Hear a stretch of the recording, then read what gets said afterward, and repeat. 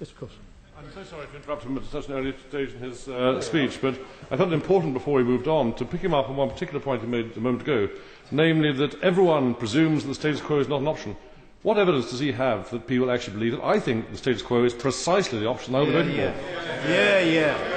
If I remember correctly, my honourable friend voted for a 100% election to the House of Lords when this was up for election last time. So that suggests that maybe there is greater willingness within him to entertain change than his question might suggest. I think even the advocates of minimal change, even in the other place, as was witnessed in the debate last week, even they accept that some change is now entirely unavoidable.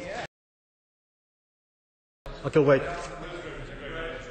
I invite the Shadow Minister to rise from the short grass on the detail of exactly what's going to happen here, and for a second, before he moves on to the detail of his speech, address a very fundamental question, which is this. Which aspect of the work of the House of Lords, as is currently constituted, does he dislike or is unsatisfactory? And if he can point to some part of the work of the House of Lords which is wrong, how would it be improved by electing them 100%? Very. Well, Mr. Speaker, I think the honourable gentleman has heard the speech from the Deputy Prime Minister. He gave a number of examples where the other chamber. I'll give him one. Is it right we have 828 members in the other place, all of whom, except for the 92 who, by good fortune of their DNA, have to go through elections, are elected, with the rest not being elected? I think that's not acceptable in a modern democracy.